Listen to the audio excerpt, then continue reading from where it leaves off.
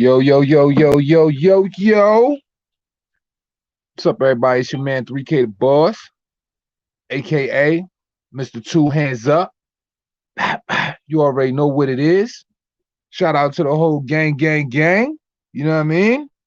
I know I said it for 9:30, but I got a lot of stuff going on in the next couple hours as far as DraftKings. You know how that is.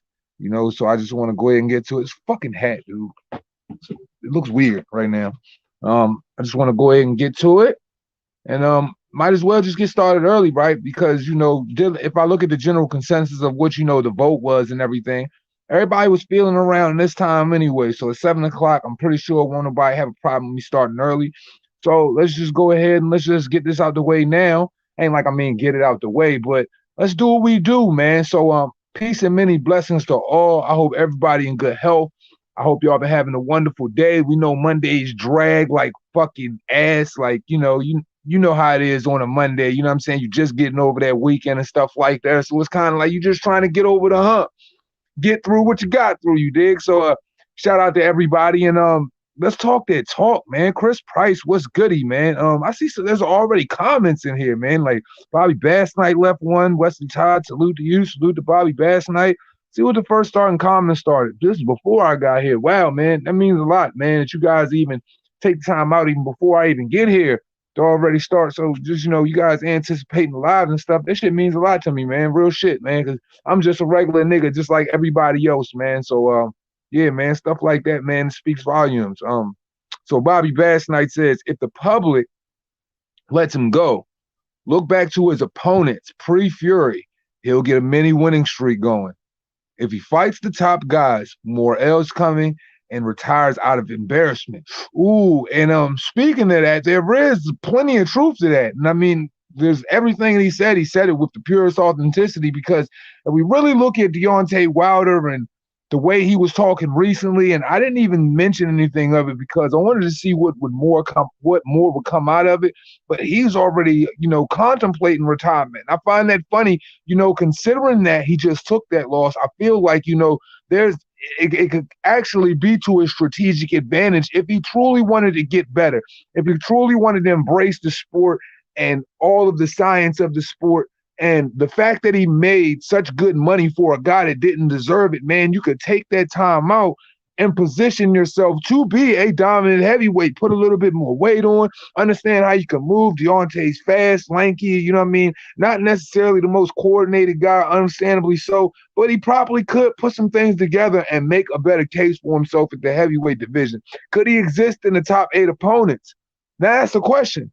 I kind of believe that he can. Now, I don't know about you guys, but I feel as though if he took the game serious with the top 10 heavyweights that are out there right now, outside of guys like right now, like, Joe Joyce, fucking, Dillian White, the Tyson Furies, those guys, of course he would have to watch out for. But I do feel like, he would have a good chance against a Joseph Parker, considering how wild he is. I feel like he would have a good chance against a Daniel Dubois, considering how crap he is. I feel like he would have a good chance against, Derek Chisora would even be a good fight. And I even heard that Derek Chisora might even want something like that. But it's just weird. It's been so quiet, and there's been no talks of Deontay Wilder, which is really interesting because, we've gone for like the past 3 or 4 years and we couldn't even keep his name out of our mouths, whether it's comedy, whatever the case may be.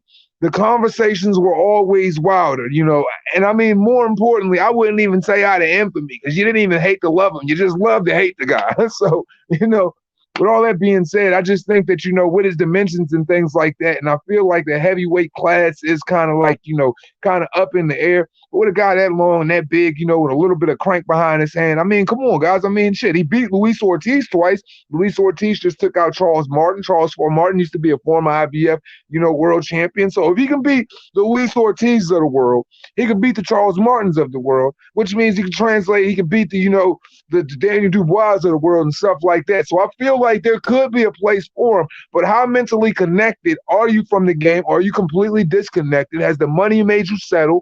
And you don't like to work out and things of that nature, but anything could change at any given moment. I've seen stranger things. boxing is more of theater now. It has more of like a kind of like a wrestler's feel. So, who knows, man? Who knows? Like, to be perfectly honest, man, I'm really deflated. And I know what the title says and that and all of that shit, but I'm really just deflated on all angles of the sport.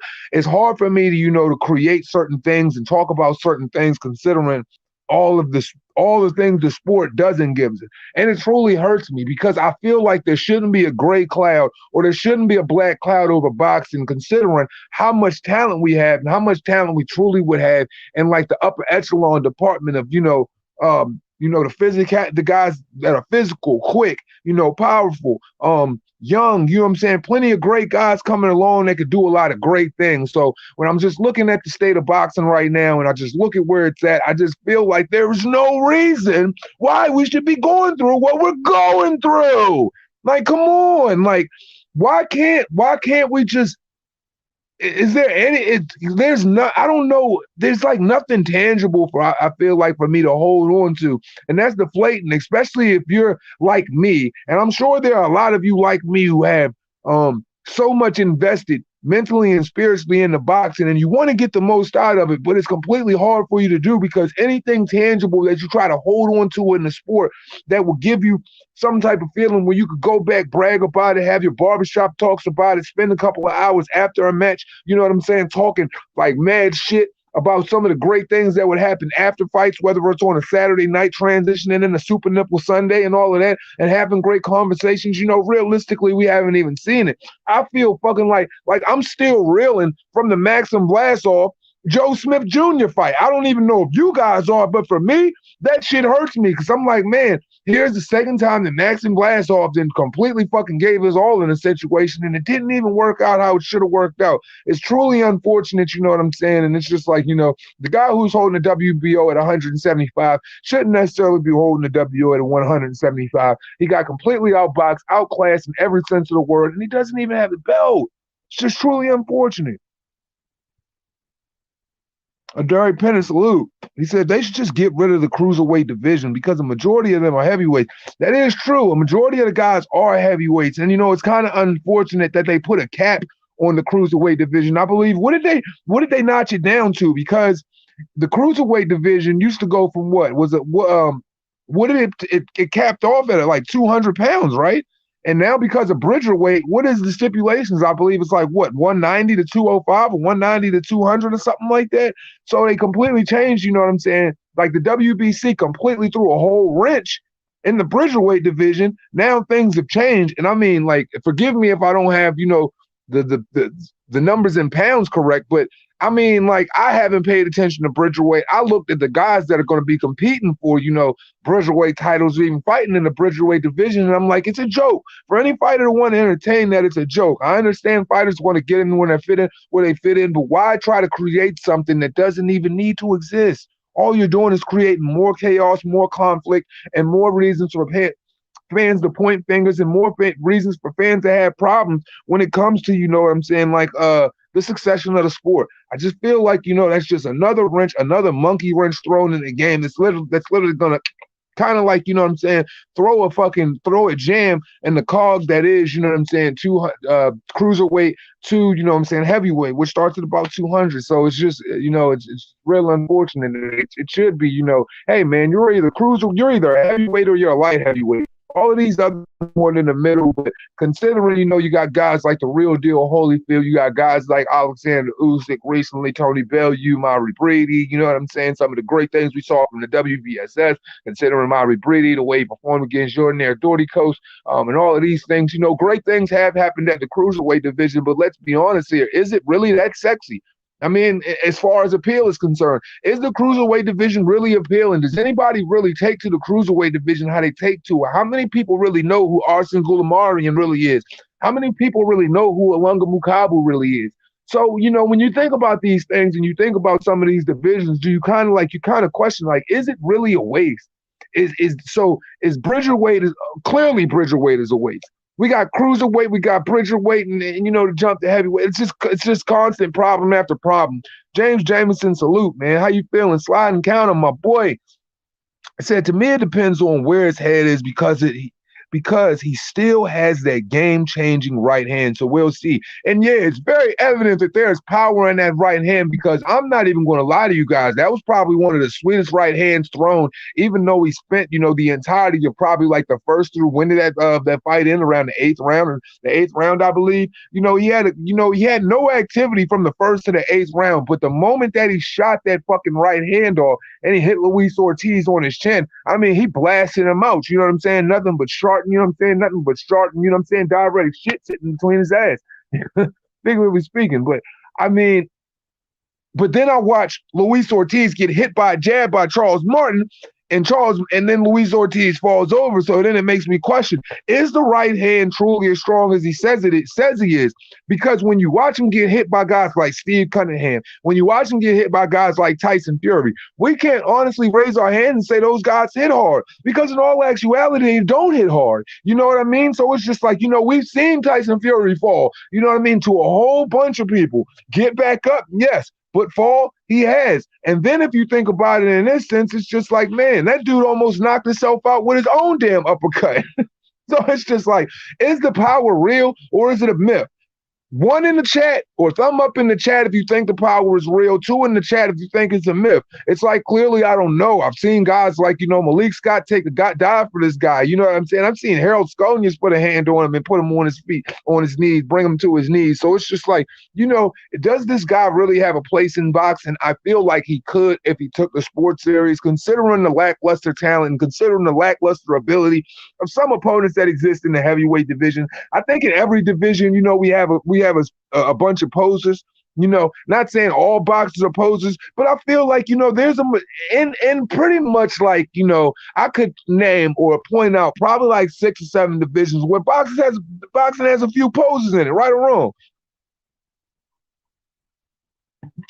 Oh yeah, it'd be a methodical beatdown. But see, the only thing that would bother me, and that would be a great fight for real, Joe Joyce versus Deontay Wilder, because if you really think about it, Joe Joyce operates at one setting all the time. He's sitting there, he's fainting with his legs. I don't even know how that's possible. A person who faints with their freaking legs, and they're freaking slower than Danny Garcia, and a bowl of molasses and a jar of molasses, you know what I'm saying, and the upper half of their body. So, with Deontay Wilder, one thing I admire about Deontay Wilder, even though I completely despise the guy as a boxing character, as a figure in the boxing world, one thing I can say I admire about him is his heart and his ferocity. Deontay Wilder goes to weigh-ins and he goes inside the ring with a thing that other people don't even really go in the ring with. And that's that ability to just be mean, have that aggression, and understand like, yo, this is a fight. I am coming to all the way fuck you up. T-Town blast a salute. Fah Fah, you already know what it is. So I feel like if Anthony Joshua had the attitude, had the mindset of a Deontay Wilder, I feel like he would be the perfect heavyweight, because Deontay Wilder has the attitude that people with skill sets and people that are actually thriving and flourishing in the heavyweight division, they should carry with them, because I feel like that level of ferocity, I feel like that type of mind state is what drives you far in the boxing world, understanding that you must kill and drill all and pretty much decimate all of your opponents. Now, with Deontay Wilder, convincingly be able to do something like that, we haven't seen it. But, even in the third fight, I got to give the dude respect, because even when he touched the canvas, he still went up. He went out like a warrior. And one thing we can say about the dude, and I would never, ever, ever put this jacket on him, is he just doesn't give up. So for that, what I'm saying, I got to give him his respect. But at the same time, it's just like, where does the heavyweight division go from here? It's like you got Dillian White sitting on a 4-year freaking on a 4-year fucking hiatus from having the heavyweight title. We got Anthony Joshua tied up with Alexander Usyk. His mental kind of bothers me right now. I don't know how you guys feel about that, but Joshua's mentality kind of bothers me right now. I'm kind of worried about it. So James Jameson doesn't feel like he has the power in the division. I'm kind of sus on it too, James. I can't even lie to you. Chin Smoke, what it do, my guy? Boxing God, what's good, my boy? Trey Smith, what's goody? Say, laugh my ass off. He was like, Fury did light himself up. Good time. He did, man. Straight uppercut to the grill. I ate that joint. Almost put himself to sleep. You probably saw a little spaghetti noodles in the bottom of his legs. He's looking a little woozy, looking a little wobbly. Yeah, no, only Tyson Fury. would uppercut himself in the nose. But the crazy thing about it, he regret that shit because he's got to put a lot of cocaine in it, later on in the evening. So the last thing that guy wants to do is hit himself in the nose with as much cocaine as he's sniffing. And guess what? Allegedly, Tyson Fury was spotted in Las Vegas. And I am not shitting you. You can go back and watch the live. It was probably like last week. I don't know exactly what day it was. But if you go on Montero's live, shout out to Michael Montero. It's my guy. If you go watch Michael Montero's live when he was at the little pizza spot with his wife, lovely, lovely couple, lovely family. Really, really enjoy those two together on the live.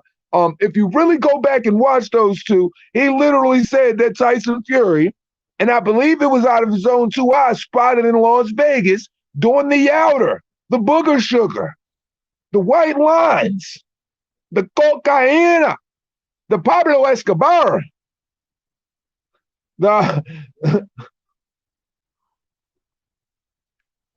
So if Tyson Fury is back on the booger sugar, could we really expect Tyson Fury to fight a Dillian White? These are things I don't know, but that could possibly explain the languid activity and those not wanting to entertain a fight with a guy like Dillian White right now.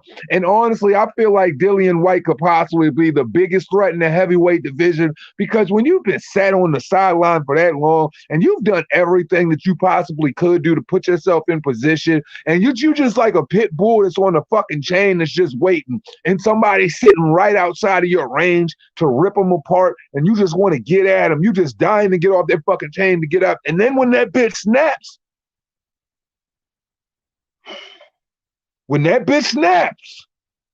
what's good? I'm just saying, you can't have that type of injustice without an individual coming in and serving his own type of justice. And that would be Dillian White, swinging the gavel and swinging the glove. So I feel like Dillian White could have a whole lot of animosity, a whole lot of you. And look, don't get it twisted. The whole time people ain't been paying attention to Dillian White. Remember, Dillian White got with a whole different team, and you could see the skill set. You could see him getting better. Shout out to Xavier Miller and those guys. You know what I'm saying? You could see him getting better. In the second Povetkin fight, it was night and day. But really, the first Povetkin fight, he did absolutely well, and you could see the changes from trainer to trainer. Man, what do you think that guy is doing right now? Is he just sitting around? Is he bullshitting? Is he bogarting? Is he not really putting in the work? I don't think so. I think this motherfucker is full on T2 Judgment Day. It's T2 Judgment Day with the body snatcher. And for real, whoever get in the ring, I'm telling you, they body gonna get snatched with some uppercuts, some hard shots, you know what I'm saying? That steady jab that he hit you with. And he's got thudding power as well. I think people are a little dismissive of what Dillian White brings to the table because it might not look as good, it might not look as fluent as other people, but it's still well put together though. That's one thing we got to give him credit for, guys. It's still well put together though. You know what I'm saying? Reaper gang shit. Said 190s, 180 should be the light heavyweight. I could really agree with that. Southpaw Outlaw, what's goody, Brody? Said, what's good? 2 hands. Salute to you in the chat. Yeah, man, salute to you, my guy. Glad you in the building. Mr. T, what's popping? Said, yeah, man, he's back on the booger sugar, man. Look, this dude is fucking lucky. I heard he ran out of coke and the motherfucker's just been driving 100 miles an hour just down the middle of the road, just chasing the white lines and shit. He's hella confused. He's been on a bender for like 72 hours. He's just chasing white lines down the middle of the road. Got him confused with some cocaine. Put him on the football field. He's pulling a Michael Irvin. He's running straight down the sideline to catch all his touchdowns because it reminds him of cocaine.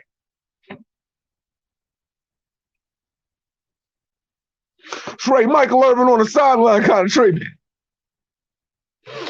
Tony Montana, I'm about to snip a ball. Tony Montana, I ain't fighting Dillian White at all. Tony Montana. John Fury sitting back in the goddamn trailer like, you know what I'm saying? He's just, you know what I mean? Look, man, that's Tyson. He's back on the burger sugar. Tyson's back on the burger sugar.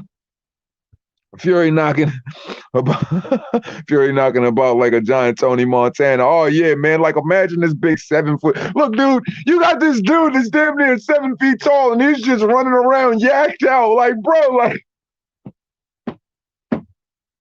imagine Tyson Fury just running around goddamn Las Vegas just yacked out his mind, just sniffing the blowski. Like, that is just a little too much for me to handle. That's a little out of control. This motherfucker, that probably explains why he's always screaming. It probably explains why he got his shirt off every time that motherfucker just want to come out his clothes. Every sniff, he just wants to take all his clothes off. There's only one left. Seriously. Miguel was popping, my boy. Him saying it's like Fury's on a speedboat giving Miami Vice Crockett. Oh, look, man, he's got Crockett and Tubbs chasing him down the road and shit. This motherfucker's probably faking like he's a DEA agent and shit. He's like, I just want to go on a ride along. Here's Tyson Fury. Can I go on a ride along? Drug bust today? All DEA raids. He only wants to go on DEA raid ride-alongs and shit like that. See what type of baggies he can score on the side. See what type of yowder he can score on the side. Shit, man. See what type of, you know what I'm saying? Just to get a little, just trying to find a little, trying to find some evidence. Just a little evidence. That's all. Tyson Fury just chasing some evidence. He was trying to go on a ride-along. Fury thinks he's Ricky Bobby. If you're not first, you're last. I'm on fire. Just trying to pull up my growth. Tom Cruise, you put the witchcraft on me. Just another 8-ball. Just another 8-ball. Just one more 8-ball. Just another 8-ball. That's all. That's all. And you know, the worst part about it is, Tyson Fury never like fully taken advantage of all of the things that Tyson Fury truly has as far as his skill set is concerned. And I really feel like if Tyson Fury took advantage of all of those things, the sky is the limit for that guy. He's big, he's rugged, he understands how to use his body, you know what I'm saying? He's in the right system for his size, for his, athleticism or whatever. If he really took serious, being in the gym, if he really took serious the workouts and all of those things, if he really took serious, the no days off, no boxing, no life kind of moniker. Not saying that he has to be up Canelo's ass or anything, but even just that saying itself should speak volumes just to your profession. Just like in any other profession, where it comes to football and the sayings and the mottos that go there. Boxing has its as well. And there are certain things you got to follow, just like, Andre Ward's fucking 10 boxing commandments. These are the things that you follow if you want to keep consistent success. Like Floyd Mayweather, man, we got to think about this kid was a madman. This guy would go to the freaking club. He ain't drinking. He ain't doing nothing, just partying, throwing up money. And then when he leaves the club, he's got 3 cars following him because he wants to jog back home. He wants to jog 3 or 4 miles back home. What type of freaking alien or what type of freaking Independence Day type DNA out of this world blood he has coursing through his vein to make a guy want to leave a strip club jogging? Not leave a strip club with some ass, not no girl collection. This motherfucker is trying to jog it out and perspirate it. After you make it rain, screw it. We're back to the jogging because, mentally when it kicks in, the only thing that probably pops in his mind is, I'm getting 9-figure, $250 million pays regardless of whatever. And I feel like we have all of those type of fighters around boxing right now that, you know what I'm saying? Like, yo, these dudes could get these $250 million pays. Now, look, guys, I don't want to be the bearer of bad news, but there's something I want to entertain you guys with, and I want to talk about. That's really been on my mind right now that I just really, really think that, how dare these individuals play with us? And it kind of coincides with all the things that I've been talking about, editing and chopping up for the past week. Like, let's put all of this in perspective. Now, that I've pretty much emphasized and I've highlighted, people using the term boring and speaking on boring fighters, all of that, blah, blah, blah. If anybody's been paying attention, you know what's going on. And if you haven't, go back and watch the Dirty Sanchez Part 2. But anyway, speaking on this, we got Canelo all of a sudden with the Alunga Mukabu situation. And then, we got to talk about it because it's current news. So if Canelo is involved in current news, we're going to talk about Canelo. If it's Anthony Joshua, we're going to talk about Joshua, whoever. Now, all of a sudden, there's a so-called contractual negotiation for Jamal Charlo. Now, everybody knows that I believe that he'll smoke Jamal Charlo. He'll body him. He'll hit him with a body shot. He'll stop him. Pop, pop, pop, pop. It's over early. 6 or 7 rounds. Canelo whoops the shit out of him. I don't got it going past 7 or 8. I feel like Jermall Charlo is very fucking green. He doesn't have the movement. He's pretty streamlined. He comes at you pretty much one way, and then when it all fails on the outside form, he just pretty much falls in the form with whatever fight style of the guy who's coming ahead of him, and he gets involved in all of that bullshit. But here's the deal, right?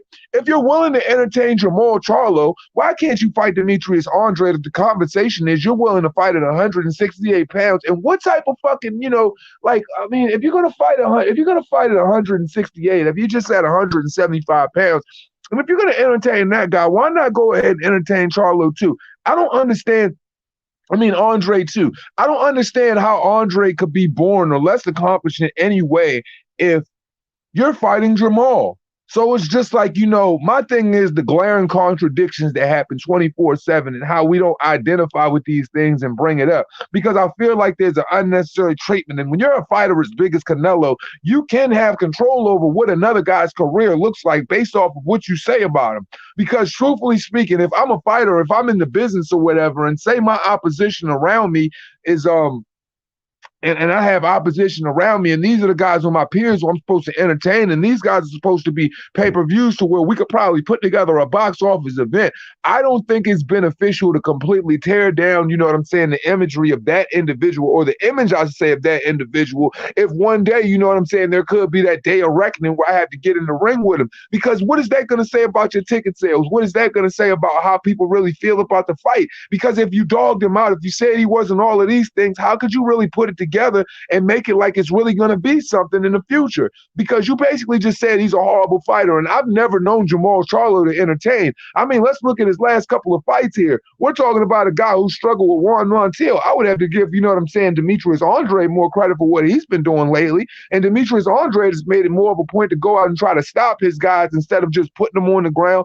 falling back and going back to boxing safe and just beating the shit out you round by round and just not getting touched. So I just think that, it's a little bit of unfair criticism that leans that way if these are the things that's taking place, whether it's at cruiserweight with Ilunga Mukabu or whether it's at 168 with Jermall Charlo. And then that makes me beg the question, when you got David Benavidez chasing the fuck out of you. Yes, you might have the right to pick or choose, but you can't sit up here and shit on these individuals in that fashion and say, what have they done? If you're looking at a guy and you have to ask him, what has he done as well? Y'all get what I'm saying? It makes no sense. The glaring contradictions are, it's disturbing. It's really disturbing. And I feel like, that's a real problem in the boxing world. When you're the biggest star in the world and you're shooting down your opposition, like, hey, these dudes don't bring shit to the table. I'm, the holy grail. I'm the fucking greatest thing since sliced bread. And it's like, and these dudes are what? You got to big them up in a sense too. Not necessarily saying you got to kiss their ass or treat them this way or that way, but in some sense, you don't want to kill, the ability to, to market this shit.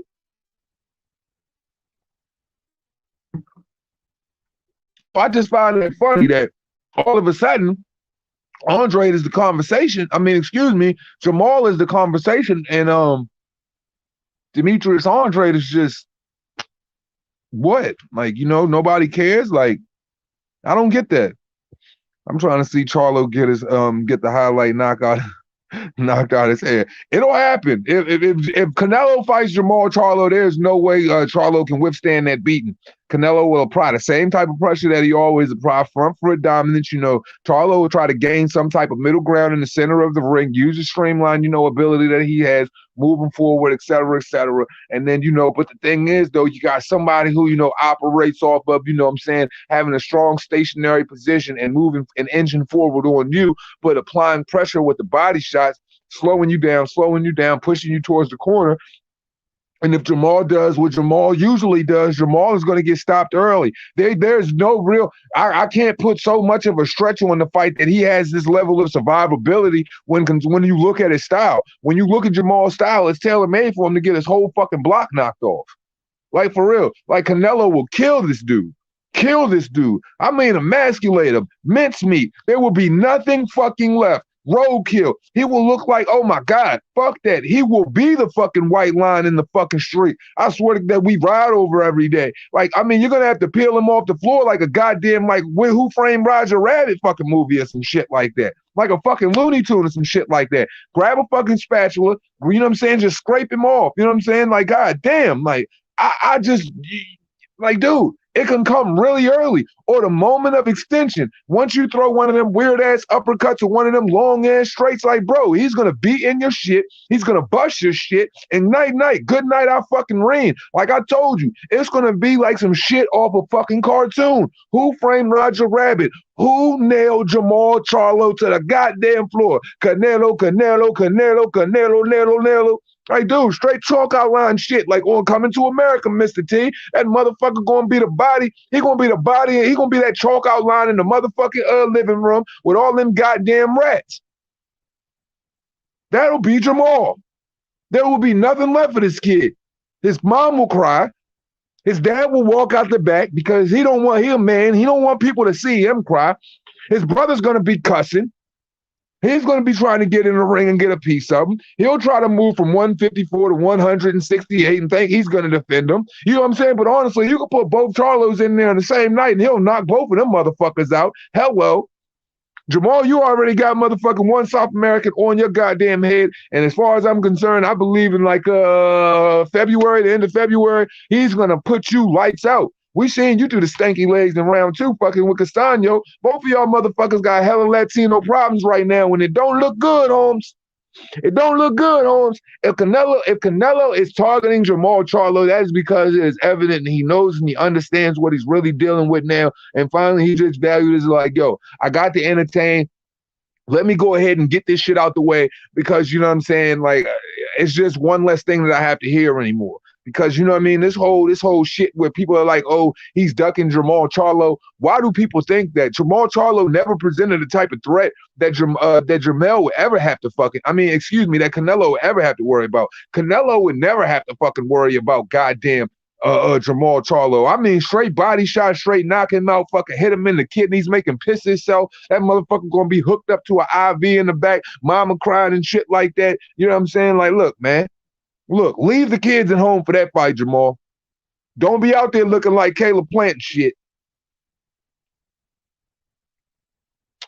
Them PBC niggas, if it come down to Canelo and them PBC niggas, Canelo is the goddamn pharmacy technician, and them niggas ain't nothing but some goddamn Ambien and melatonin, because all them motherfuckers do is go to sleep. Call Jamal melatonin. Call motherfucking, call Caleb Plant Ambien because he got smoked to sleep. I mean, Caleb Plant ain't been right since. He ain't been right since. Holla at the Woodley feet. Holla at the Woodley feet. Charlo gonna try to throw one of them J-Rocks and I like knock on his head. Look, man, it's gonna get spooky because one thing I know about these dudes, as soon as you touch them, man, something comes out of them boys that, you know what I'm saying, that just don't add up with the way they talk. Something comes out of them kids that don't add up with the way they talk. And you know the way them boys talk. They talk real spicy. Real spicy. Something ain't gonna add up. When Canelo put a hand on them motherfuckers, you know what time it is. You know what time it is. Niggas gonna get on the back pedaling on the bicycle and shit. They gonna be like, come on, Jamal. Them niggas is gonna be on the 4-pedal bicycle and shit. Niggas be riding in Miami and shit like that. He gonna be begging Jamal. He gonna be begging Jamal to get in that motherfucker, help him pedal the fuck up out of there. Right, for real. Canelo will kill that dude, man. And I don't know who's setting him up to get fried like that. It seemed like somebody setting this dude up to get fried. Like really, really, really deep fried on some deep fried Oreo shit. Because that motherfucker is nothing but sweet cream in the middle. And you going to see that shit. He going to be busting motherfucking Oreo filling all up out that motherfucking sweet motherfucker. I promise you that. Canelo going to be busting big Oreo filling up out his ass. We saw all that spiciness disappear real quick when Daniel Jacobs was around. Oh, yeah. He simmered down real quick. See, that's what I'm saying. Motherfuckers act real tough until real gangsters walk in the room. You know what I mean? That's what, you know what I'm saying? Like, my people's always told me the loudest motherfucker is the weakest motherfucker, man. Shit. The motherfucking strong move quiet and the weak start riots. You feel me? The strong move quiet and the weak start riots. Remember that shit, man. Remember that shit. Salute, no look past. What's good you with the bro, man? You gonna bust open that Swiss roll straight like that, man. You gonna have that motherfucker bleeding motherfucking You gonna have that motherfucker bleeding a whole bunch of motherfucking high fructose in the middle of the ring. Bitch gonna be squirting all type of motherfucking chocolate motherfucking chocolate Twinkie cream and shit like that all over the floor. Every time he hit that nigga in the gut, he just gonna release a motherfucking white feeling out his head. I'm telling you, it's gonna be some real Looney Tune cartoon type shit. You gotta be weird, man. Like, look, all them dudes be really testing. They always be pushing the issue. They always test a motherfucker who don't need to be tested. They always motherfucker open their mouth and say a whole bunch of stuff that don't need to be said. I'm like, bro, you don't realize what happened to Caleb Plant? Do you realize what happened to Caleb Plant? All that talking you was doing all that talking. And then you went in there and you got knocked out in front of your wife. And the worst part is she got to come back to work the next morning because your wife works for Fox, Caleb. She actually works for the network. Motherfuckers going in there like, yo, they ain't even worried about telling Caleb they sorry for him. They got to tell a wife they sorry. That's bad. You know what I'm saying? She coming back home looking at you all different and shit. Every time she out with you having dinner and shit, and then Canelo walking that joint, she got to feel all this. She got to feel like she fearing for her life because she know you can't protect her. My God. My God. You got to pray for people. Sometimes you just got to pray for people. Heavenly Father, Lord above, please save Caleb Plant from Nello's gloves. He thought he was a gangster. He really thought he was. Then we found the motherfucker on the mat in a pool full of blood. Jordan outside of the ring, and she's screaming, "Get up!"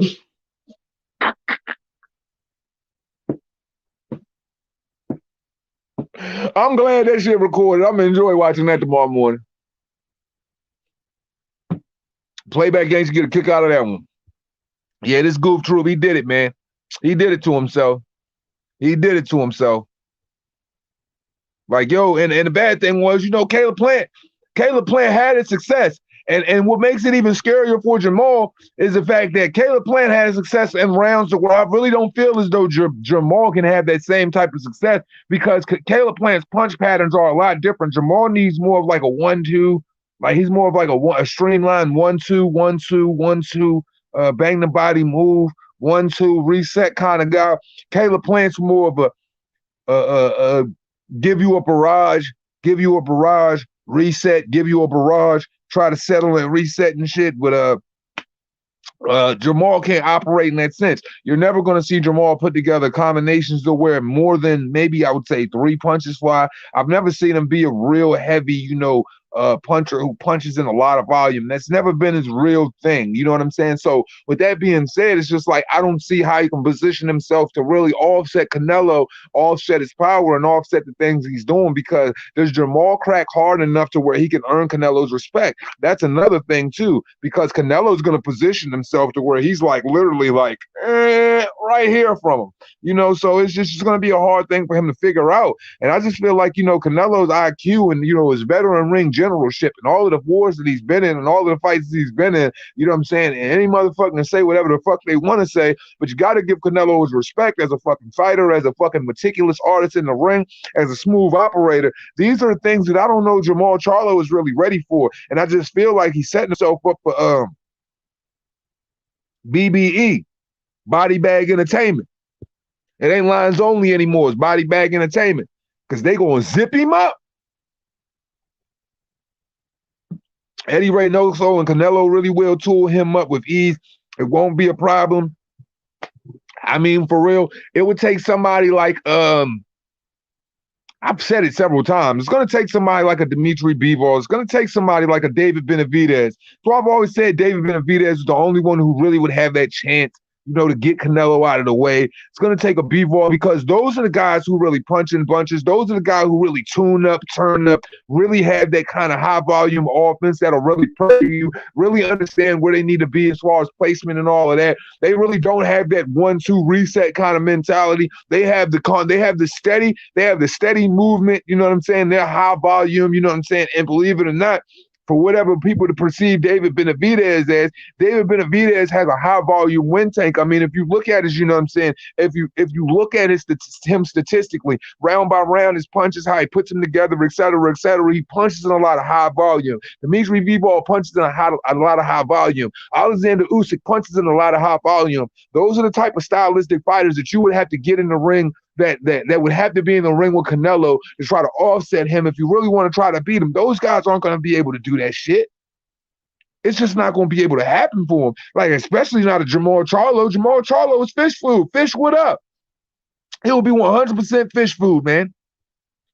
Absolutely. Demetrius Andrade has a magnificent chance. The thing is, Demetrius Andrade is a southpaw. He's in and out tricky. He doesn't like to lay in weight. He doesn't sit still. You never have to catch him steady with his chin up. Demetrius Andrade is one of those type of dudes where you're going to have to meet him where he's coming in, or you're going to have to block him off when he's going out. And what I mean by block him off when he's going out, you know how he comes in and he stretches in, he goes at the body, then he'll come upstairs with like a 3-hit combination and try to move around. You're going to have to try to catch him when he's exiting, close him off, hit him in the body, slow him down a little bit, press him, try to corner him off a little bit, get your shots off, and then, you know what I'm saying, press him for as long as you can. But as long as he doesn't get out of there, don't go chasing it.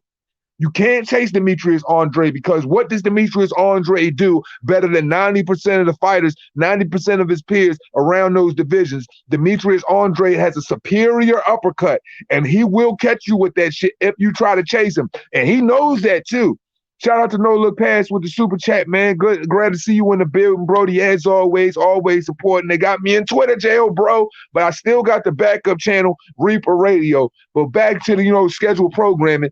Demetrius Andrade has that ability where he just constantly, can shift in and out. And when he's on the inside, he knows how to operate, move around you. The fact that he's a southpaw, that makes him extra tricky. You got to position yourself right with your right hand, just to hit that guy. But if you go chasing Demetrius Andrade, you're going to walk into a superior uppercut that's truly going to hurt. And one thing people really underestimate when it comes to Demetrius Andrade, they underestimate his power.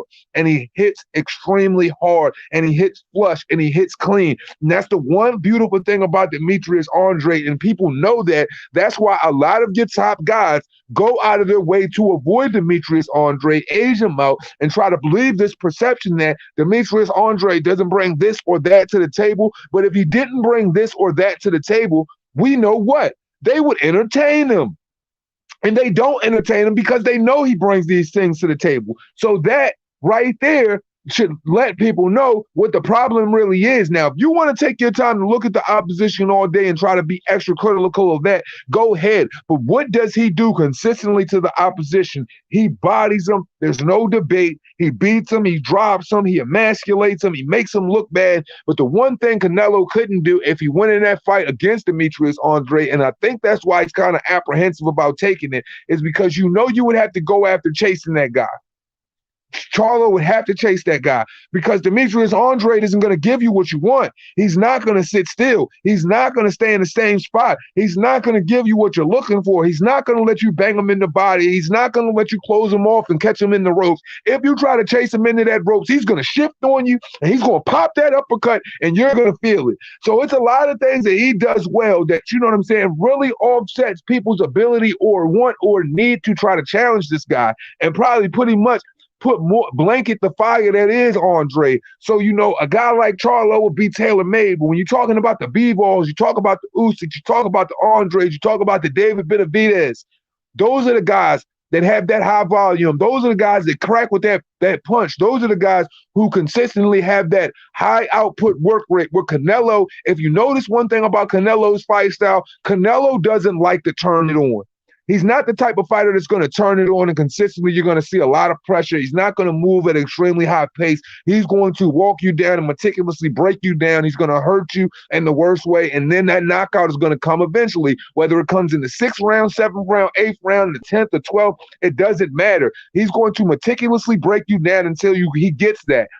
And he wouldn't have that opportunity to do that with them. Because if you're looking at it from a visual perspective, or if you think about it from a judge's perspective, those are the guys who are going to be looking at how busy the other guys are, how much they're unloading and unfolding, and how much Canelo is unfolding. So, I see why, the tactic, not necessarily saying I see the tactic, but I see why, Jamal Charlo would be the one that would become fish food out of the people that he's around. Because realistically, I mean, let's think about it, guys. Those are the only guys that he can fight right now. Who else can he fight? Is it going to be Artur Beterbiev? Is it going to be Dimitri Bivol? I mean, he mentioned the Lunga Mukabu. That's supposed to be set up after Thaboso Minchunu, but how long is that going to take? Or you got Charlo at 168, or you got Demetrius Andre, and we know we got Triple G, who's tied up, who's supposed to be fighting in Japan with Murata. So out of those individuals, I believe probably those and of course, David Benavidez, the dark horse of the fucking dark horse that people really fucking try to give shit, but is really one of the most meanest, dangerous motherfuckers in boxing.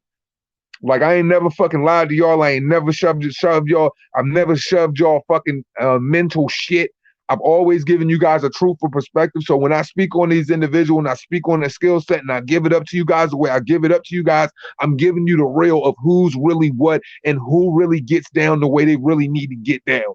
And so with his options being so few and so far between, being the biggest guy in the sport, you just can't fight anybody. You're operating at 168 pounds right now, so you got to entertain a 168 pound fighter or a 175 pound fighter. And the fact that you and your boss kind of put your foot in the mouth and even said you would entertain a cruiserweight, there's no reason why the next opponent shouldn't be any of those guys. And who else are you going to fight? You already took all of the flat tires that are around that division. You can't fight. You already beat the Callum Smiths. You already beat the goddamn Evani Yields, who's out the way. He's absolutely nobody. You've already beat the Billy Joe Saunders. So who's left? You got the David Benavidez of the world, and we've got the other guys that I've mentioned. So what is it going to be? Yeah, David Benavidez versus Beterbiev would be a fucking cracker, but it's like, how does David Benavidez look at 175 pounds? I guess he would probably look good, and he probably would fare a lot better. The thing is, I wonder how his punch, will carry over in that division. He's probably more tailor-made for that division, speaking of, he probably was sniffing coke to keep his weight in perspective for the, considering that cocaine gets out of your system in like 48 hours, especially if you're active and you're drinking water. So he's probably been operating, at 168 pounds, knowing that he's big enough, really, he really belongs at 175. So yeah, that would be an amazing fucking fight. And the thing is, I just feel bad for David Benavidez because people give him shit, and he's really a good kid, and all he wants is to entertain the fights that's around him. And let's be serious here. Caleb Plant got beat. Everybody talking about, David had the opportunity to fight him, and he didn't want no parts of it. Man, fucking, I got it on video right now that Caleb Plant didn't want nothing to do with him. Go back to fucking The Age of Spin. I believe it's volume 5 or something like that. Like, them dudes they really don't want to fight David for real. They don't. He's a problem. And anybody that David Benavidez father trains, their problem as well. Him, his brother, they ain't no suckers, man. He definitely is a 175-pound fighter that's operating at 168. And he's always had trouble with the scale based on that, but he's a special fighter, man. And, it's unfortunate that we have, a group of special fighters right now who have to, kind of figure out, what they're going to do. And we have one fighter who's a fucking stingy fucking piece of shit who's laying around divisions, and he just tiptoes and he comes in whatever division he wants, walks in there, completely shifts around everything, and then he just moves in another division or another direction, completely throws things up, mix it up, and there's really no progress. And that's what I was talking about yesterday when I talk about Canelo going to cruiserweight, because it's like, dude, what is he going to do when he goes to cruiserweight? He's going to do the same thing that he did when he was at 175 pounds. He's going to vacate the title and leave, and he's not going to entertain the tough guys that are up there. You know what I'm saying? Like, the one thing about it is, it's just like, yo, we want to see fighters get tested. Canelo's never been in a position where he's been tested. The couple of times that he was tested, he got his ass whooped, and he didn't want to revisit those things. And, Floyd gave him a real boxing lesson, sat in the pocket and beat his motherfucking ass. And my thing is, I feel like if you were to be in the so-called pride of Mexico, and being the pride of, your people or whatever the case may be. I feel like you should have more of a Julio Cesar Chavez. You would have more of a Juan Manuel Marquez, more of an Eric Morales, you know what I'm saying, kind of mentality, more of a Barreras type of mentality where you're going to fight. It doesn't matter who they are, what type of style they have. You're going to entertain them no matter what. And see, that's the difference in why, Julio Cesar Chavez loved and beloved and all of those things, because even when it was questioned against Pernell Whitaker, he went back and had a second fight with him. He fought the Meldrick Taylors of the world. He had no problem entertaining all of these guys. No matter how stylistically superior they were to him or whatever, he always willed his way and found a way to do it. So my whole thing is just like, with Canelo, it's just like, man, you just march through these divisions, bro, and you never stick around and you never really put forth, the type of energy we need you to put forth in that division. And it's kind of like, okay, well, he's going up here. It's perceived to be great because it's a title. He's going up to another weight class and he's getting a title, and we're perceiving it to be great, and we should absolutely love it. Or should we really love it? You got to appreciate it because it's a championship. And he's doing something that, so many so-called blah, blah, blah other guys have never done before. But it's like, realistically, was it really what we wanted? As fans, we shouldn't even have to fucking have a tug of war with what we want, because honestly, it's not about who he wants to fight. And that's the crazy thing. And it boggles my mind. And I have constant fucking headaches and fucking nightmares when it comes to, the debacles that are boxing, because it's like, why is it that we have to fucking settle for what you want to give us? And then the constant excuse is, it's the business of boxing. Well, the business of boxing is shit. It needs to change, and you should be giving us what we want. We shouldn't have to argue with you about who we want to see fight. This is absolute bullshit. It's bullshit. I would pick both Better Beef and Bivol to beat Canelo. Those are the only guys 160 or 175 that I favor over Canelo. Yeah, man, I got Better Beef. I got Better Beef. I think Better Beef will probably have more problems than anybody. But I think all of the things that people think would hinder Better Beef against Canelo is what makes him great in that match. I definitely got, Benavidez, giving him that work. I got Demetrius Andre definitely giving him that work. I got Dimitri Bivol giving him that work. Those are the guys that I see that will give him that work. And it fucking so my thing is just like, are you ever going to get to see it? Are you ever really going to get to see the so-called, the ghost of his greatness really fucking, come out and perform? Because like, for real, his greatness is a ghost to me. I see the talent there. I'm not questioning that. And I don't want anybody to perceive, in the language within I speak about Canelo, or in the dialogue in which I speak about Canelo, I really don't want people to perceive it as I don't fuck with this guy. Everybody knows I fuck with this guy. I've defended him quite a few times. My thing is, it's just like, when you have that type of talent, I never had to worry about if Floyd was going to fight Chico Corrales, et cetera, et cetera. He had those fights. So my thing is, why can't Canelo have those fights as well? And why can't we see him in a position to where, hey, you got to figure it out to win? I mean, shit, Floyd had to go through hell with a younger fucking spry fucking on fucking all types of fucking peds, fucking Marcos Maidana, and he still went back in there a second time when people thought that Marcos won the first fight, and he did it. Same thing he did with Luis Castillo, or any other time people felt as though he had it debatable. So my thing is, why is it that after, Canelo beats Lara, it turns into a situation where it's like nobody wants to see me fight Lara again? He's boring. So my thing is that's that narrative stick. My thing is like, why can't boxing do better by the fans? Because what we're getting right now, we don't want. But everybody right now, if you really look at boxing, from 135 all the way up to 175 pounds, all of those dudes are going to have to, in some way, shape, or form, they're going to have to give us what we want, man. They're going to have to. They're going to have to. They box in. They are completely boxed in. There's no way around it. Right now, you guys have completely gotten rid of all of the guys that we don't want to see. My eyes are fucking killing me based on that type of activity. So now it's come to the point where you're going to have to give us what we want. So what are you going to do? Are you going to give us what we want? Are you still going to give us some fucking tiresome bullshit that makes you not want to tune in at 11 o'clock at night to wait on a main event? Because, I mean, come on, guys. How many of you guys are really, really wanting to sit around right now for these main events? They're garbage.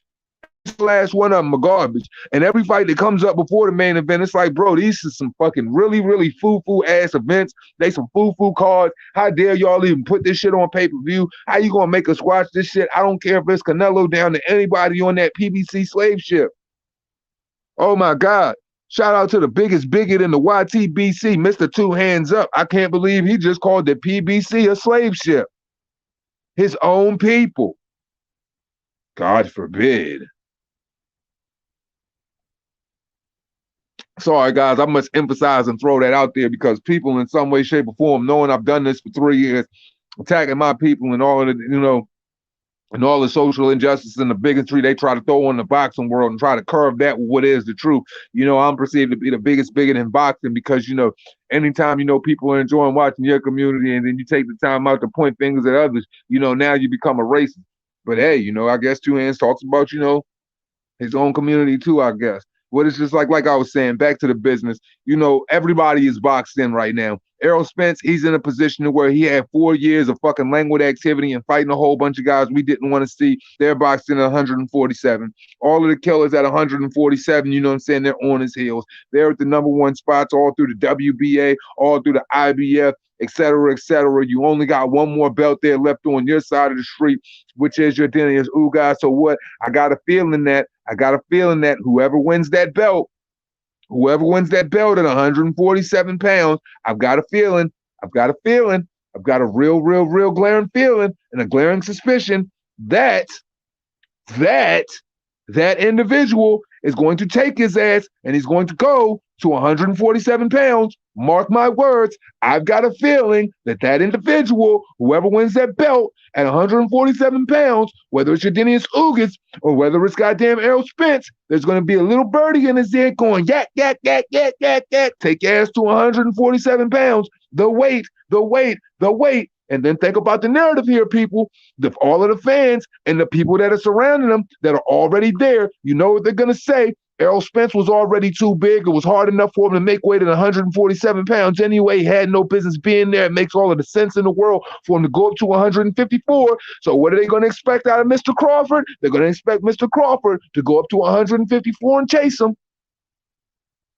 Or what is the plan for Dennis Ugas to win that belt?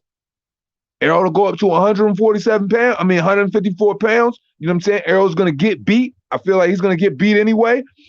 And Dennis Ugas is going to stay there. And he's talking about he's never had a problem fighting Crawford. And then they might try to offer Crawford crumbs or try to tie him in to a 1, to a 2, to a 3 fight contract to make him stay on PBC as a free agent if he wants that fight. Y'all know how it goes. The same way they tried to tie Canelo into 3, they're definitely going to try to tie Crawford into 3 fights. You want to know why? Because Crawford doesn't have the same financial and marketable juice that a Canelo Alvarez has, so he doesn't have the leverage or the leg to stand on to tell them like, yo, it's a one and done. And the incentive to make those guys want to go ahead and make that fight, because in all honesty, what is it going to generate? What is a Dennis Ugas versus Terrence Crawford going to generate? It is going to generate fucking pennies. Pennies. So it's either we're going to lock you down or you can move around.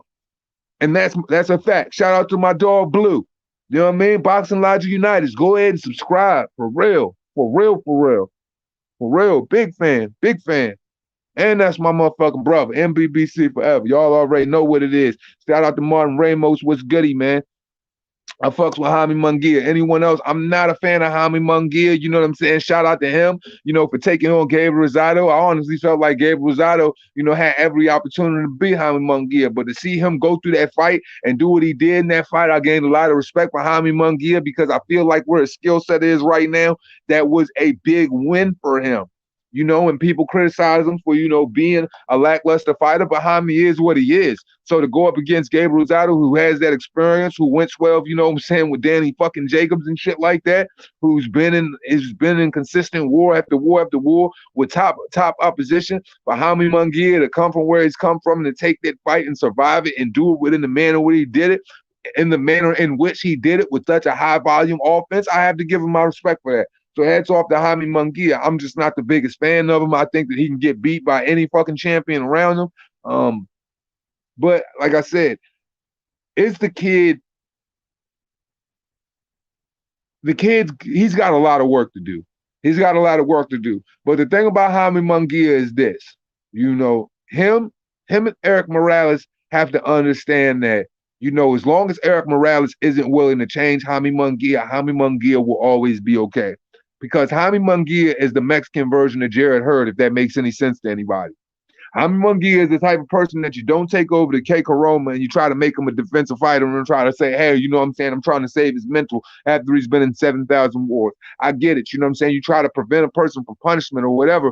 But Jaime Munguia is an elite offensive fighter. Jarrett Hurd, elite offensive pressure fighter. So you leave an elite offensive pressure fighter, what an elite offensive pressure fighter is, just like you leave a Jarrett Hurd with an elite Terminator fucking come forward fucking style that he had. You leave it what it is, and all you do is try to get their head off the line with fucking shifting their shoulders, moving their head off the line, constantly coming forward. That's the best you could do for them. Because if you try to back them up, if you try to get them to shifting around lateral angles and stuff like that, and doing things that are completely outside of what their brain is going to kick in and tell them to do, which is nothing but a tendency. And boxing always goes back to tendencies, because every fighter has that one tendency, no matter what. There's that one habit that they can't break in the ring, and that's what we consider different strengths from weaknesses. Every fighter has that. Jaime Munguia is always going to be that pressure fighter that comes forward and delivers a high volume, a high fucking octane type of offense. And he's great at that. And that's why we enjoy him. And that's why we like to watch him fight. My thing is never to tame it. You can't tame it. You have to embrace it, but you have to find ways to get up in there and teach him something that is going to help him defensively on his way, because that is where his success is going to be. His success is going to be coming forward, throwing those barrages of punches consistently, give it to you. That's what he's going to be good at all times. You cannot change that. You can't change that. And that's why Jarrett Hurd is all the way fucked up right now, and his fucking name just breezes through boxing like a fucking, look, Jarrett Hurd's fucking name is so fucking quiet in goddamn boxing, man. You can hear a fucking pin drop in that bitch, right or wrong. So that's why you just don't fucking change it, man. You just try to fucking find ways to enhance it. But shout out to Jaime Munguia. Continue to keep working. Reaper Gang Radio will be following. We will be watching. Actually, when Jaime Munguia beat Gabriel Rosado, I gave him his roses. We had our live on him and stuff like that. So he's a kid that we pay attention to, but he's a kid that we can't put more. We don't emphasize on his greatness on such a level that he's not at, because he is who he is. You know what I'm saying? But I believe that he's with the right trainer. I believe that he's doing the right things. I just feel like, with guys like that, you just can't try to fucking take them and try to make them no motherfucking Shakur Stevenson, no Yadenius Ugas. You can't make him Bernard Hopkins. You can't even make him El Terrible. You know what I'm saying? You just got to make him who he is. You know what I'm saying? Shout out to my brother DT3. Salute to the bro. He's like, I feel like Zerto is more like her. I feel like Jaime Munguia. Well, as far as, you know what I'm saying, as far as build and things of that nature, but I feel like, I feel like, just in raw comparison, if you compare what they both do, both of them, neither one of them have defense, period. Jaime doesn't have defense. Jarrett Hurd doesn't have defense. So what they do is, all they do is come forward. Jaime Munguia just has a faster combination output, but Jarrett Hurd has a high combination output, thudding punches. He likes to get more inside, more uppercuts, likes to bang a lot more inside the phone booth, but Jaime Munguia likes to lay a lot of straight right hands on you, fire them off. So what I'm saying is, basically, in comparison, elite offensive pressure, that's where they find their success. You're not going to change that and make them a better fighter from taking them away from that. It is their tendency, and that's what they've done their whole career, to win fights. So you're not going to break those fighters outside of that mold. And the moment that you do is the moment that you ruin them. Because if you look at Jarrett Hurd, from what Jarrett Hurd was with his former trainer to what Jarrett Hurd is now to K. Koroma, Jarrett Hurd is a completely fucking different fighter. And it's really, really, really hurt his bottom line. We don't even know who Jarrett Hurd is anymore. Jarrett Hurd has lost his identity as far as who he is as a fighter, but he can find it real easily if he goes back to what he gets back to, and that get back to will get him his get back. If any of that makes sense. Jaime Munguia like Antonio Margarito. That's a good comparison. Munguia doesn't have the foot speed to improve his style. Well, here's the thing. The thing about that is, it all depends on in which way that you speak of. Because my whole thing is this: you don't try to enhance him in the sense of you're trying to, you know what I'm saying, get more footwork out of him or anything else. What does Canelo do? Has Canelo's footwork ever changed? Has Canelo's feet ever got any different? Have you seen Canelo motherfucking start hopping on the fucking like in the beginning of his career? Canelo was on the balls of his feet and stuff like that, trying to find ways to move and get that extra bounce, along with that shoulder roll and the shift in the shoulders and things of that nature. Canelo sits when he works, you know what I'm saying, in the gym, he's working on constant fucking shoulder movement, moving shifting his shoulders off, et cetera, and doing what he does. And then he just consistently, he works well in the realms of, he knows that he can't move his feet that well. He just can't move his feet that well. And within knowing that, you know what I'm saying, he just works well within what he has, and it doesn't change what Canelo does well. So Jaime Munguia can still be as good as Jaime Munguia is. You just don't have to change around what he's doing. You just have to simply just add a couple of little extra spices into what he's doing, but just stay well within his comfort zone. I wouldn't, you can't give a person feet who doesn't have anybody. You can't give a person hop if you ain't have no motherfucking springs. You just can't give a person things that they don't have. But all it is basically saying molding the things that you do have, letting a person keeping that and allowing a person to work well within that. Well, that's all I got tonight, guys. I got to get ready to get going. I got a bunch of shit to do. This is a great motherfucking live. I hope everybody has a great evening. As we always say at the end of this shit, it costs you nothing. Pay a nigga no mind. God bless everybody and have a great night. Salute.